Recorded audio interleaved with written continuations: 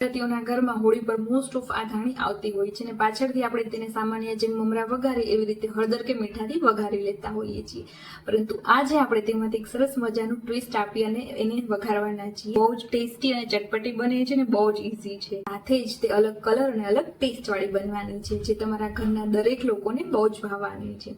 તો આવો તેની આખી રેસીપીને જોઈ લઈએ। તો સૌથી પહેલા તો આપણે આ ધાણીને અહીંયા ડ્રાય રોસ્ટ કરવાની છે, એટલે કે તેલ કશું નાખ્યા વગર જ આપણે ફક્ત શેકવાની છે। આમ તો એ મીઠા નાખેલી અને શેકેલી જ આવે છે, પરંતુ 1-2 દિવસ રહે એટલે સોફ્ટ થઈ જાય છે। તો અહીંયા ગેસ શરૂ કરી અને એક પેનમાં ફરીથી આપણે તેને સ્લો ટુ મીડિયમ ફ્લેમ પર એ બળી ન જાય એ રીતે ચલાવતા જશું અને શેકી લેશું। 4 થી 5 મિનિટમાં જ આ જે ધાણી છે તે સરસ મજાની શેકાય અને ક્રિસ્પી થઈ જાય છે। તો ગેસ બંધ કરી અને તેને એક બાઉલમાં ટ્રાન્સફર કરી લઈશું।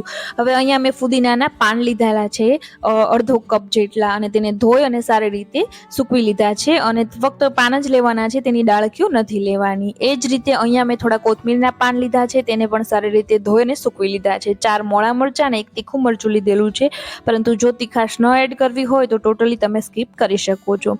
1 થી 2 ડાળખી જેટલા અહીંયા લીમડાના પાનને પણ ધોઈ અને લઈ લીધા છે। હવે ફરીથી ગેસ શરૂ કરી અને એક પેન રાખી તેમાં તેલ એડ કરી દઈશું, અને સૌથી પહેલા આપણે જે ફુદીનાના પાનને તોડીને રાખેલા તેને તેમાં તળી લેવાના છે। જે ગેસની ફ્લેમ હોય તે મીડિયમ ટુ સ્લો રાખવાની છે। થોડી જ વારમાં આ જે પાન છે તે આ રીતે થોડા ક્રિસ્પી અને તળાઈ જાય, ક્રિસ્પી થઈ તળાઈ જાય એટલે આપણે તેને બહાર કાઢી લેવાના છે, અને ત્યારબાદ આપણે જે કોથમીર અને લીમડાના પાન તોડીને રાખેલા તેને તેમાં સાંતળી લેવાના છે। તેને પણ થોડી વાર સાંતળી અને આ રીતે એ થોડા તળાઈ જાય, ક્રિસ્પી થઈ જાય એટલે તેને બહાર કાઢી લેશું। હવે છેલ્લે આપણે જે મરચાં રાખેલા તેના કટકા કરી અને આ રીતે તેને પણ સાંતળી લેવાના છે। તેના બીને આપણે કાઢી લેશું જેથી તીખાશ ઓછી થઈ જાય। તો એ પણ સતળાઈ ગયા છે, તો એને આપણે ફરીથી પ્લેટમાં કાઢી લેશું। હવે અહીંયા બધી જ વસ્તુ આપણી સારી રીતે સતળાઈ ગઈ છે, તો તેને થોડી વાર ઠંડી થવા દઈશું। હવે થોડી વાર ઠંડી થાય એટલે આપણે તેને મિક્સર જારમાં આ બધી જ વસ્તુઓને લઈ અને તેને સારી રીતે પીસી લેવાની છે। તો અહીંયા મિક્સર જારમાં આ બધી જ વસ્તુઓ સરસ રીતે આ રીતે પીસાય અને એક ચટણીના ટેક્સચરમાં આવી ગયું છે। હવે એક ચટપટો મસાલો તૈયાર કરવાનો છે, જેના માટે મેં 1 ચમચી જેટલું ધાણા જીરું, 1 ચમચી જેટલો ચાટ મસાલો, 1 ચમચી જેટલી દળેલી ખાંડ, અડધી ચમચી જેટલો આમચૂર પાવડર અને સાથે જ એક જલજીરાનું આખું પેકેટ તેમાં એડ કરેલું છે।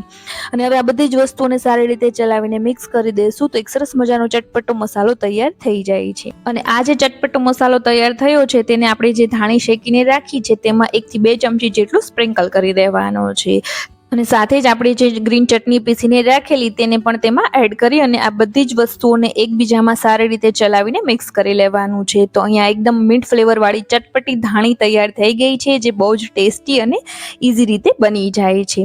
તો આવી ફ્લેવરફુલ ધાણીને બનાવવા માટે તમે પણ આ રેસીપીને જરૂરથી ટ્રાય કરજો।